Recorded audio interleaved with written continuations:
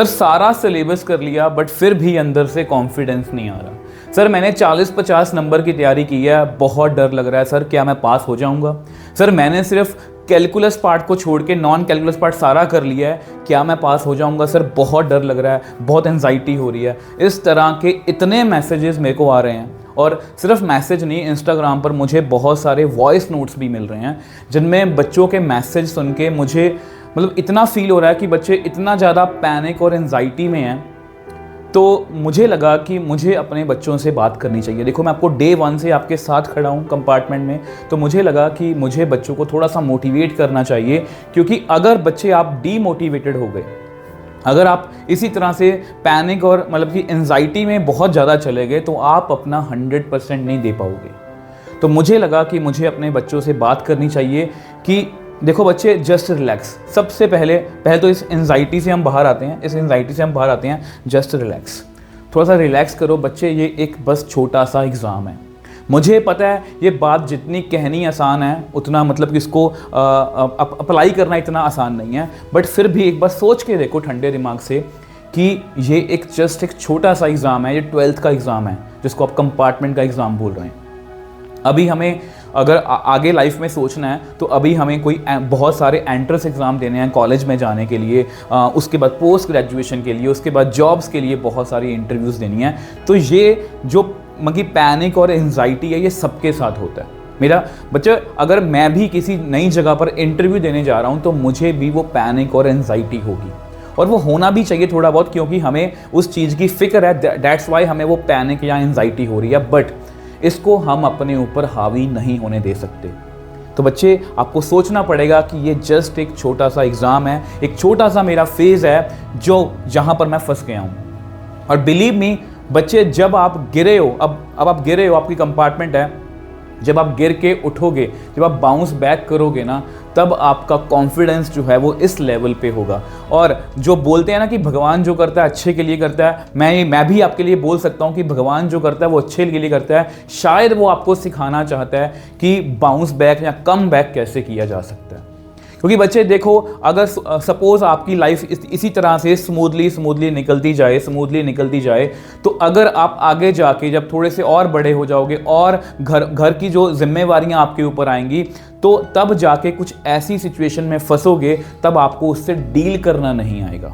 तो ये आपके लिए एक लाइफ लेसन बनेगा कि यस, मैं गिरा था, बट मैंने जो है उसको बाउंस बैक, मतलब उस जो जहाँ पर मैं गिरा था वहाँ से मुझे पता है कि वापस कैसे आया जा सकता है, उन मुश्किलों से कैसे डील किया जा सकता है, उन सब चीज़ों को मैं कैसे हैंडल करूँगा, ये सब कुछ हम सीख रहे हैं। तो इसलिए भगवान को थैंक यू बोलो कि ये सिचुएशन मुझे मिली है। ठीक है, आपने जिस भी सिचुएशन में मुझे रखा है, बस भगवान मुझे हौसला देना, बस मैं अपना मेहनत करने के लिए रेडी हूँ, और मैं इन सिचुएशन से जो है वो बड़ी स्मूथली निकल जाऊँगा।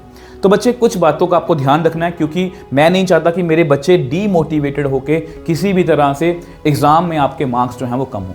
तो बच्चे, सबसे पहले मैंने यहाँ पर लिखा है जस्ट रिलैक्स। वो मैंने आपको बता दिया कि रिलैक्स करो। अगर आपको लग रहा है कि बहुत ज़्यादा पैनिक और एंजाइटी हो रही है, वैसे इसके ऊपर मैंने एक स्पेशल वीडियो बनाई थी, उसका लिंक मैं नीचे डिस्क्रिप्शन बॉक्स में दे दूँगा।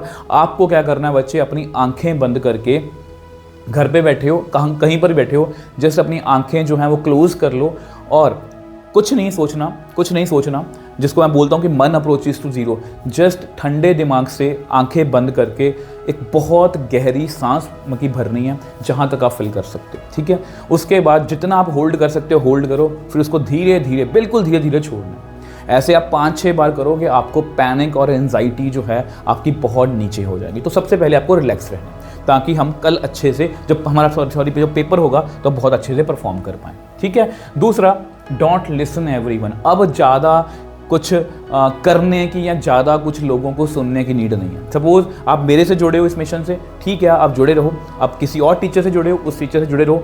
बहुत कुछ ज़्यादा सुनने की, बहुत कुछ ज़्यादा नया ट्राई करने की कोशिश मत करना।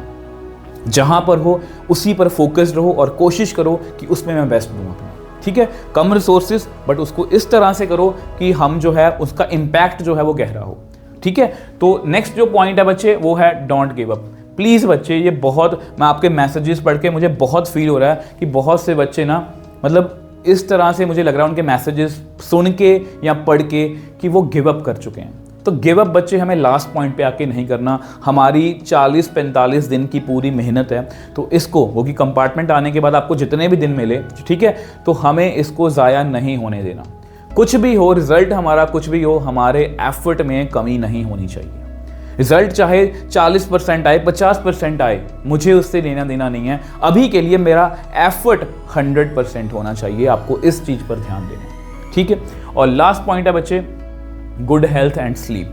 मतलब बहुत आपकी हेल्थ बहुत ज़रूरी है बच्चे। सबसे पहले हेल्थ है। अगर आप पेपर वाले दिन या पेपर से एक दिन पहले बीमार पड़ जाओगे, आप कुछ भी आपको प्रॉब्लम आ रही है, कुछ भी हो रहा है, सिर दुख रहा है या कुछ भी हो रहा है ऐसा, तो आप अपना 100% नहीं दे पाओगे।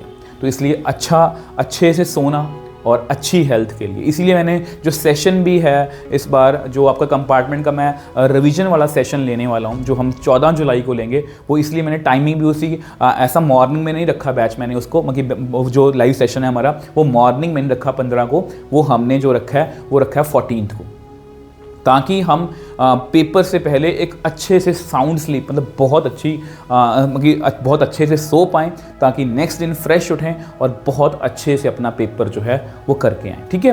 तो ये पॉजिटिव बातें सोचनी है, आपको बिल्कुल भी पैनिक नहीं होना। जब भी पैनिक और एंजाइटी हो तो मेरी बात को याद रखना, आंखें बंद करके गहरा सांस भरना, छोड़ना, आपको रिलीफ मिलेगा। अब बच्चे, अगर मैं थोड़ा सा आपको बताने की कोशिश करूं, जैसा कि मैंने बोला, बहुत कुछ ज़्यादा नया ट्राई करने की कोशिश मत करना बच्चे।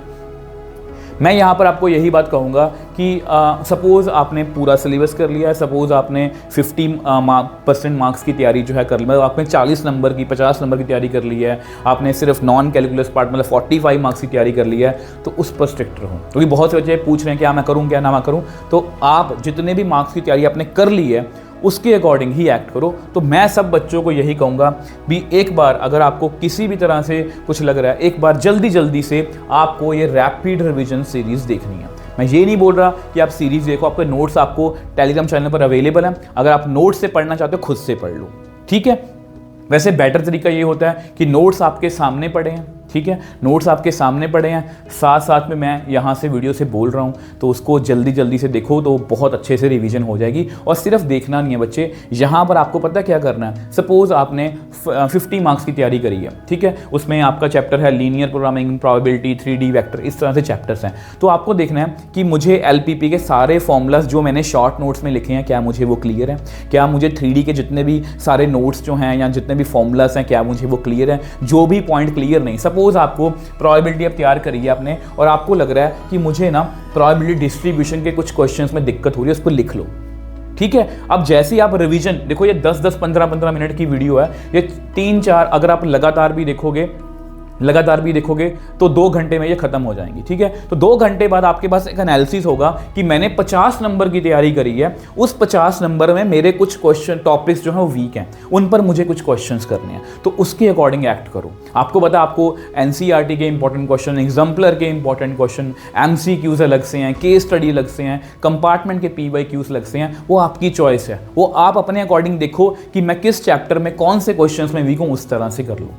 जैसा कि मैंने आपको बताया था बच्चे, ये हमारे सारे क्वेश्चंस हैं, 13 डे सीरीज मस्ट है, PYQs मस्ट है। उसके बाद आपकी ऑप्शन है अपने अकॉर्डिंग देखो कहाँ पर मुझे, मतलब कि क्वेश्चंस जो हैं कहाँ पर मैं वीक हूँ, कहाँ पर मुझे क्वेश्चंस करने हैं, बट नया कुछ ट्राई नहीं करना।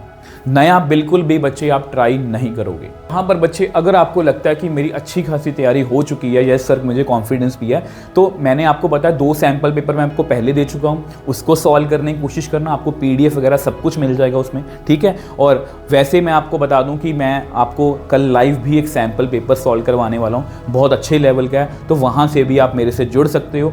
तो प्लीज़ बच्चे, बस मैं आपको, मेरी लास्ट रिक्वेस्ट आप सब बच्चों से यही है कि किसी भी तरह से पैनिक नहीं होना, क्योंकि ना जितना हम अपनी बोलते हैं ना इमेजिनेशन में हम बुरा सोचते हैं, उतना बुरा नहीं होता।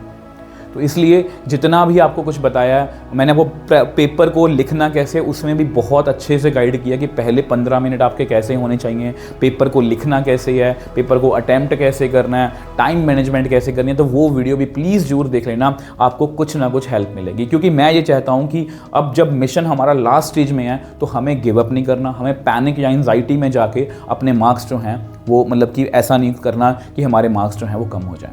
और लास्ट में आप सब बच्चों को के लिए एक लाइंस लिखी हैं, फिक्र करता है क्यों, फिक्र से होता है क्या, और कर ले आज खुद पे भरोसा, फिर देख होता है क्या।